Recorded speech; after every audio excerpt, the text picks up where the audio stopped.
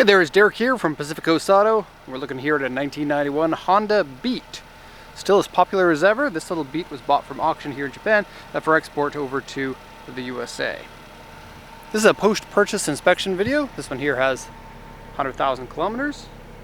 And we're just going to take a look at the condition of the vehicle and compare it to the auction inspection sheet. It's a little mid-engine car. It's much smaller than it looks like on videos. It's about the same size as an Austin Mini. Open top, two-seater, 660cc, and without a turbo still puts out 64 horsepower. And so pretty high amount of horsepower per displacement. I think it's maybe the only K-car engine, I'm just going to close this here, that has about the same amount of power as its displacement. And so, you know, Honda back in the late 80s had their 1600cc with 160 horsepower. This is kind of similar to that. Although it doesn't have VTEC, it does have variable intake technology, which is kind of the precursor of VTEC. Anyways, a little bit too much on the technical aspects of it. Let's go ahead and turn the engine off, and then I'll do the rest of the vehicle. Quickly give you a peek of the interior here, but I'll come back to it. Before we say goodbye to the engine, notice it red lines at like 9,500 RPM, and so that's how you get your power. You do have to rev it a lot to get the power. I'm not sure exactly the weight of it, but it's probably somewhere around 720 kilos. So very lightweight, 64 horsepower. Can feel fast, but most of the speed that you feel comes from the noisy exhaust. Okay, so I'll go ahead and read this. It's a 1991 Beat 660cc engine, 101, 731 kilometers. Not originally white, it's been color changed to white. 5-speed manual. They only come in manual transmissions. Comes with AC, and that's been checked, and it works. Power windows, no power steering, but it is a small car with 165 tires on it. I think the originals maybe are 155s even.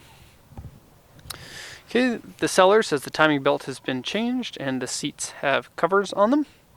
Also aftermarket wheels, aftermarket aero parts, and aftermarket 2-exit exhaust. This is my first time seeing a dual exit exhaust on one of these, to be honest.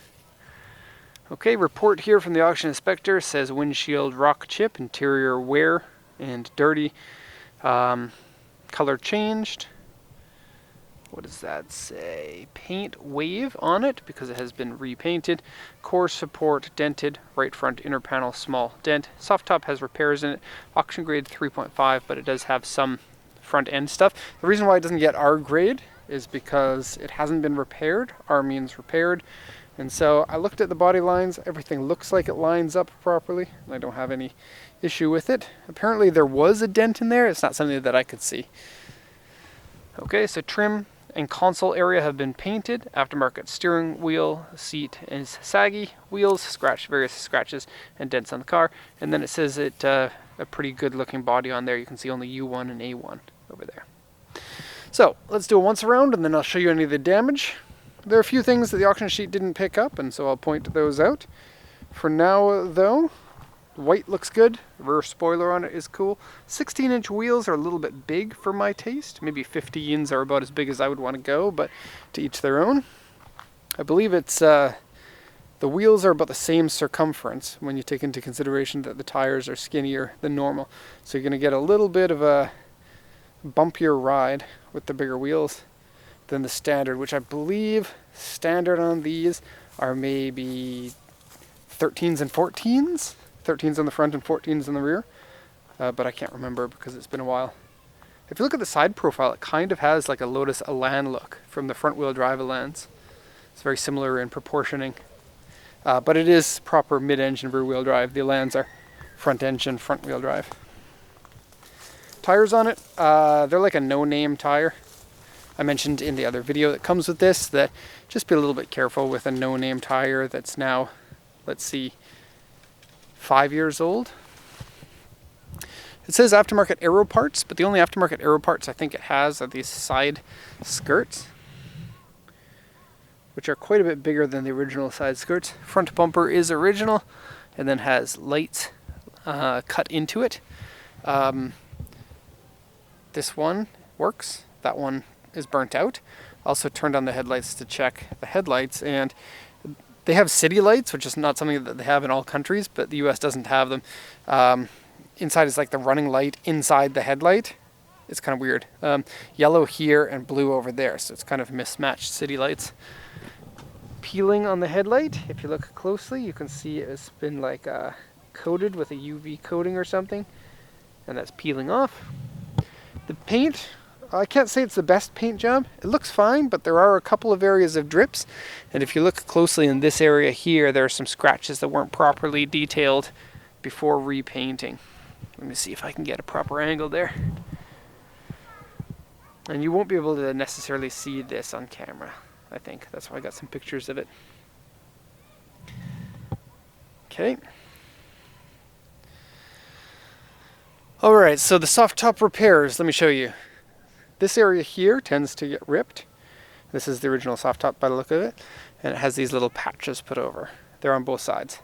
It also has like an extra rain gutter that has been added to it. And I guess this is to prevent leaks after the soft top inevitably shrinks. Otherwise, it doesn't look like it has any tears that go through. This is the only rip that I could find. Okay. Authentic vents in the trunk. And those don't go through. They're just pretend vents, I guess. A vinyl piece here. It's a little bit different looking, I guess. Okay. Dual exit exhaust. That's going to sound really cool. And just for the stock exhaust on these is really intense sounding, especially when you're screaming near the red line. The underside looks like it's pretty clean and clear of any damages. Let's just, okay, those have been cut out. I'm just going to make sure that I got everything. Some flex cracks on the front bumper here. A piece here that's chipped off. Okay, side skirts in here. The side skirts look like they are painted not as well as the rest of the body, and they're screwed on with screws right into the body.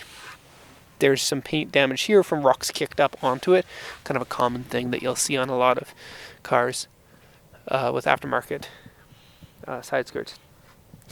These vents, I believe, are aftermarket. They have dual vent. You can see kind of two sections of it in there. The original vents are not as venty, but they are completely functional from factory. Small cracks here and here with a little bit of, tiny bit of rust right there. You can also see some repair marks here. There's body filler underneath that line. Okay, rear bumper. Ah, yes, aftermarket rear bumper piece here. Looks like it matches the side skirts, a very similar type design. And some overspray inside here. So you can see that. Maybe not, it's dark.